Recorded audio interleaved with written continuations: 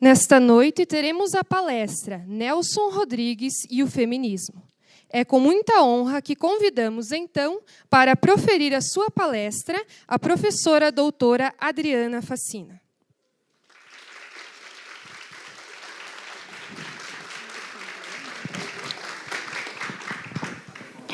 A professora doutora Adriana Facina é graduada em História pela Universidade Federal Fluminense, mestre em História Social da Cultura pela PUC-Rio, doutora em Antropologia Social pelo Programa de Pós-Graduação em Antropologia Social, Museu Nacional Universidade Federal do Rio de Janeiro, com pós-doutorado pela mesma instituição. É professora do Programa de Pós-Graduação em Antropologia Social, Museu Nacional UFRJ, e do Programa de Pós-Graduação em Cultura e Territorialidades, da Universidade Federal Fluminense. Integra o Laboratório em Cultura, Etnicidade e Desenvolvimento. Integra também o Grupo de Pesquisa Observatório Indisciplinar de Fazeres Culturais e Letramentos, o Núcleo de Estudos das Sociedades Complexas, e é coordenadora da Universidade da Cidadania. Convidamos, então, para a sua fala, a professora doutora Adriana Facina. Professora, sinta-se muito à vontade para iniciar a sua palestra. Obrigada, boa noite a todas e todos. Queria dizer que é uma grande honra para mim estar aqui, um grande prazer. É uma região do Brasil que eu não conhecia, né? Então, conhecer essa diversidade que somos, a diversidade das universidades é um grande aprendizado para mim. Estou muito feliz hoje de poder ter essa oportunidade de trocar conhecimento com vocês. A outra coisa é dizer que eu estou muito feliz também porque a realização de um evento como esse, no contexto em que vivemos, de ataque às universidades públicas e à educação pública, é algo de extrema relevância. Eu acho que é um ato de resistência e é um ato também de amor ao nosso trabalho, de amor ao serviço público, de amor à educação, de amor à universidade pública, de amor à pesquisa, setores profundamente atacados nesse momento que a gente vive. Então, me sinto honrada aqui de várias maneiras. Hoje eu escolhi esse tema para conversarmos sobre a relação do Nelson Rodrigues com o feminismo, porque o Nelson Rodrigues ele é um autor multifacetado, né? Ele escreveu durante muito tempo, as coisas mais conhecidas dele começam a aparecer nos anos 40, mas ele já escrevia antes, ele é de uma família de jornalistas, começou a escrever ainda adolescente. E ele viveu até 1980, escreveu dezenas de peças de teatro, um número incalculável de crônicas, algumas delas ainda desconhecidas, ainda inéditas. A sua obra inspirou novelas, programas de televisão, filmes de grande bilheteria no cinema nacional. E, além disso, ele participava de programas de futebol, quer dizer, era uma figura midiática, não é? Então, ele é conhecido por vários aspectos. Se você falar em Nelson Rodrigues, uns vão lembrar do cronista do futebol, outros vão se lembrar do escritor polêmico, né, o tarado, como dizia Carlos Lacerda, que foi governador do Rio. Mas muita gente certamente se lembrará de algumas frases de Nelson Rodrigues em que ele atacava frontalmente as feministas, o movimento feminista, onde ele falava das mulheres de um modo extremamente sexista e machista, né? Eu estava contando aqui para o Rodrigo e para os outros colegas professores, antes de iniciar a palestra, que eu tive, no início dos anos 2000, eu escrevi um artigo sobre Nelson Rodrigues para uma revista acadêmica, feminista, respeitada, e o artigo não foi avaliado, porque elas me responderam, não, a gente não tem interesse em publicar nada sobre Nelson Rodrigues aqui. E eu compreendo essa posição, porque realmente ele tinha declarações muito duras. Uma das frases que ele falava, por exemplo, é que toda mulher gosta de apanhar. Quer dizer, não é uma frase qualquer, ainda mais se a gente pensar que a gente vive num país onde o feminicídio é uma prática bastante frequente. Então, esse tema não é um tema fácil, E, ao mesmo tempo, dada a complexidade e a relevância do Nelson Rodrigues como autor teatral, como cronista, como pessoa pública, também seria uma resposta fácil nossa dizer Nelson Rodrigues é machista, né? E pronto, né? E assim entender toda a sua obra como algo a ser descartado, a ser jogado no lixo. Até porque, independentemente de a gente fazer isso ou não, ele é um autor que vai continuar a ser lido, vai continuar a servir de inspiração para filmes, né? As suas peças de teatro vão continuar a ser encenadas. Então, minha proposta aqui hoje é que a gente discuta um pouco que camadas estão aí nessa tensa relação do Nelson Rodrigues com o feminismo, né? Que complexidades podemos desvendar na sua obra?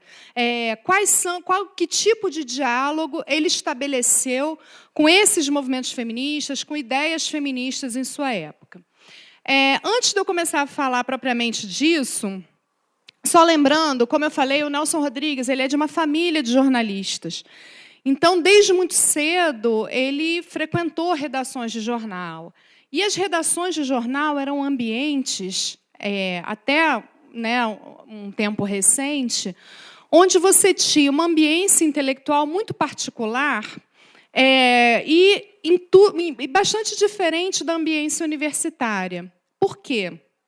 Porque as pessoas tinham notícia das últimas correntes filosóficas, do que estava acontecendo no mundo, das ideias que estavam sendo debatidas, das modas culturais, sem um grau de aprofundamento muito grande, mas isso era conhecido, né? Então, por exemplo, quando você tem no pós-guerra, né, uma disseminação da psicanálise, das ideias psicanalíticas, os jornalistas, sobretudo os jornalistas mais de cunho literário, eles vão se relacionar com isso. Eles vão ter uma leitura de Freud igual um estudioso de Freud? Não. Mas eles vão ler alguma coisa, vão ter algum contato, vão ter contato com uma espécie de uma vulgata psicanalítica. E isso vai fazer parte das conversas, vai fazer parte dos debates. O Nelson Rodrigues vai ser um dos jornalistas mais que, assim, na tradição do jornalismo brasileiro, que mais vai fazer isso, né? Ele vai, tanto no teatro dele, quanto nas crônicas ficcionais, quanto nas crônicas políticas ou mesmo futebolísticas, ele vai dialogar com essas modas culturais, com o que está se debatendo no campo das ideias do mundo contemporâneo, né? Então, o diálogo dele com o feminismo, o que ele vai falar do feminismo, as coisas que ele vai fazer como resposta ao feminismo, partem muito disso, né? Desse conhecimento de um meio jornalístico sobre essas ideias, sobre o que estava acontecendo, sobretudo a partir da segunda onda do feminismo nos anos 60. Bom, antes da gente chegar aí, é importante a gente lembrar que o Nelson Rodrigues ele criou duas personalidades escritoras mulheres, né? Susana Flegg, por meio, né, desse nome, ele vai assinar folhetins na década de 40. Inclusive, quando o seu teatro começa a ser criticado, os críticos vão falar isso, né? Há um escritor, a Susana Flegg não pode escrever grandes peças de teatro. O teatro nos anos 40, o chamado teatro sério, né? Ele tinha que ser um teatro nos moldes de uma alta intelectualidade europeia. O Nelson Rodrigues queria muito isso, ele queria ser uma vanguarda artística no teatro, né? Então, o fato dele escrever folhetins para sobreviver vai ser algo que vai ser um demérito para ele. E os críticos teatrais, quando não gostam das suas peças, vão acionar isso. Mas o Nelson ele não vai escrever só ficção, vamos dizer assim, entre aspas, né, esse termo ficção, como mulher.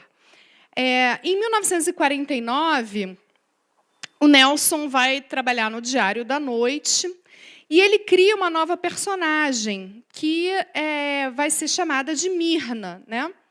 E a Mirna, ela vai ter uma particularidade, porque ela vai escrever um correio sentimental.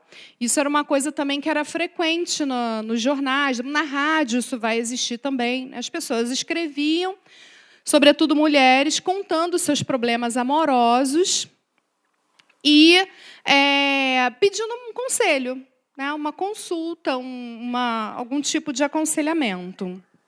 Então, o Nelson escreveu, durante o ano de 1949, essas cartas. Eu vou comentar um pouco sobre elas. E só lembrando que 1949 também é um ano que Simone de Beauvoir publica O Segundo Sexo, né, que é um livro marco do feminismo, né? E as cartas, que eram de mulheres, em sua maioria, quase todas tinham como tema a infelicidade no amor, né?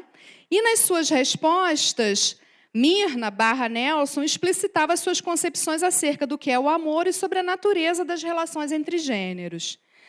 Myrna baseava seus argumentos na sua experiência de vida. Ela se dizia uma mulher muito experiente, muito vivida. E na sua condição de mulher. A partir dessa experiência, ela afirmava ser impossível compatibilizar o amor e a felicidade, né? Ela dizia, numa dessas respostas, num desses correios sentimentais, da sua coluna, ela diz que achava que o amor ia ser a felicidade, né? Mas depois que amou e se apaixonou pela primeira vez, descobriu que amava e era infeliz, né? E que, portanto, amor e felicidade não eram algo que combinavam. E daí a famosa frase, né, que é atribuída ao Nelson Rodrigues, que não se pode amar e ser feliz ao mesmo tempo. Nesse ideal amoroso professado por Myrna, cabe ao que ama, e especialmente à mulher, renunciar a tudo, inclusive a felicidade em nome do ser amado. Então, aquele ideal conservador, romântico, né, da ideia de que o amor faz com que você renuncie a muitas coisas, inclusive a própria felicidade. É como se no amor, por outro lado, né, valesse tudo e não se pudesse fazer condenações morais, né? Quer dizer, mesmo que você abra mão, né, da felicidade, mas existem determinados comportamentos padrões que podem ser rompidos, né, que são legítimos em nome do amor. Por outro lado, nas relações entre homem e mulher, é a mulher que tem que ser feminina e buscar conquistar o seu marido cotidianamente. É também a mulher que tem que perdoar traições e fazer da felicidade do ser amado o seu principal objetivo de vida, ainda que para isso tenha que deixar de lado seus projetos pessoais e mesmo a sua felicidade. E aí Myrna / Nelson escreve: sofrer pela criatura amada, permita que lhe diga, não é um mal, é quase um bem. Você conhece tristezas mais lindas, mais inspiradoras do que as tristezas do amor? Não, não há, minha amiga querida. Uma pessoa sensata diria, são tristezas, ao que eu replicaria, mas de amor. E tristezas desta natureza valem qualquer alegria. Nas relações amorosas, né, a mulher que deve perdoar sempre, mesmo que isso implique não ter amor próprio. Uma das leitoras de Myrna diz que foi casada durante 36 anos e que foi abandonada pelo marido. Ela pergunta à conselheira sentimental se deve perdoar o marido. E a Myrna diz que sim, pois para a mulher o que importa é a felicidade do seu lar. Para isso, ela conta com a arte de ignorar infelicidades que possam humilhá-la. Então, o destino da mulher é perdoar, e sua vida, abre aspas, se baseia não no amor próprio, mas no amor alheio, fecha aspas. A mulher é feliz com a alegria do marido e dos filhos e não buscando a sua própria felicidade e satisfação. Myrna aconselha uma de suas leitoras a sacrificar a sua personalidade para atender aos desejos do marido, pois a maior arte da mulher é ceder, sempre ou quase sempre. A criatura amada merece todos os sacrifícios por parte da mulher. Uma leitora escreve a Myrna acusando-a de proteger os homens e ser contra as mulheres. Myrna responde que, na verdade, a mulher é vítima da natureza e não dos homens. Um argumento exatamente no sentido contrário, né, do que Beauvoir está afirmando no Segundo Sexo, né? Que é algo construído socialmente, não natural. A maternidade faz com que ela tenha mais deveres e responsabilidades do que os homens, portanto, mais sofrimentos também. E ao negar a dominação masculina como problema social, Myrna afirma, abre aspas, perante a natureza, o amor pode ser, para o homem, uma simples aventura. E para a mulher, tem sempre alguma coisa de trágico e definitivo. Para um homem, entregar-se a um amor pode significar pouco ou muito. Para a mulher, significa muitíssimo, de qualquer maneira. Faz mal à leitora quando me acusa de ser contra as mulheres. A natureza que é sempre contra nós. Não somos vítimas do homem. Vítimas, sim, mas da natureza. Fecha aspas. Outros elementos importantes de tal ideal amoroso são a espontaneidade, enquanto a ausência de autocontrole, o desprendimento em relação a bens materiais, né, entre uma vida estável e a vida com o amor, você escolhe o amor. Numa das cartas, por exemplo, uma leitora diz que se recusa a casar enquanto seu noivo não possuísse uma situação financeira estável. E Mirna a critica duramente, dizendo que, na verdade, se ela tem uma atitude dessa, isso não é um verdadeiro amor, né? Ela não ama verdadeiramente esse rapaz. O verdadeiro amor, portanto, deve ser eterno. E se ele morre, não era amor verdadeiro. Não há adversidade, sofrimento, sacrifício, nem mesmo a fome, que possa fazer com que a mulher pare de amar ou deixe de amar, né? O Nelson Rodrigues, escrevendo como Mirna, propõe uma série de ideias a respeito de como essas mulheres devem proceder para aguentar esses sofrimentos, né? Da mulher vai depender, por exemplo, a harmonia das relações amorosas, né? Porque ela deveria evitar o conflito. As relações deveriam ser de complementariedade, não de enfrentamento. E por aí vai, né? Desse modo, os conselhos de Mirna apontam para o reforço dos papéis sociais tradicionais da mulher na sociedade, em oposição aos valores individualistas e modernizantes relacionados aos projetos de emancipação feminina e de relações entre gêneros mais igualitárias. Ao assumir uma personagem feminina nas suas respostas às cartas das leitoras, Nelson conferia mais legitimidade aos seus conselhos. Afinal, Mirna falava de mulher para mulher. E dizia tirar sua experiência, né, basear sua experiência como mulher, na sua experiência como mulher, a sabedoria dos seus conselhos. A valorização da hierarquia entre gêneros, a distinção radical do que seria a natureza feminina e a natureza masculina, a defesa de um desprendimento material como parte de um ideal amoroso. E, portanto, né, totalmente distante de uma ideia de amor como uma relação igualitária, onde ambas as partes procuram satisfação pessoal de seus desejos e aspirações. Não é à toa que, nas décadas de 60 e 70, Nelson Rodrigues irá escrever inúmeras crônicas atacando as feministas e as transformações na posição social das mulheres na sociedade brasileira. Nessa época, diferentemente dos anos 40, onde ele ainda era um jovem autor, né, em busca de sucesso, ele já era um autor consagrado, né, uma pessoa reconhecida na imprensa e na mídia, mesmo na televisão. E ele não vai ter mais a preocupação de se afirmar como artista de vanguarda, ele já é consagrado. Então, ele não precisa mais de um pseudônimo feminino para manifestar essas ideias, né? Então, ele podia exprimir tais ideias sem precisar da assinatura de Mirna. Uma outra coisa importante para a gente levar em consideração também, né, por que ele passa, né, a professar esses ideais sobre as relações entre gêneros, que já estão em Mirna nos anos 40, de forma aberta nas crônicas. E eu estou falando aqui basicamente das crônicas políticas, porque as crônicas da vida como ela que são ficcionais, elas têm uma outra configuração que a gente vai falar daqui a pouco. Mas nas crônicas políticas, sobretudo para o final dos anos 60, ele vai ter um enfrentamento muito direto com as esquerdas.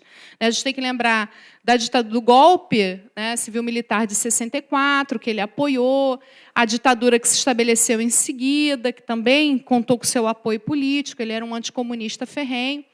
E, mais do que isso, o Nelson era um polemista. Então, se a gente mapear essas crônicas políticas dele, você vai ver que ele vai se enfrentar com todas as correntes políticas de esquerda que estavam disputando o cenário político naquele momento.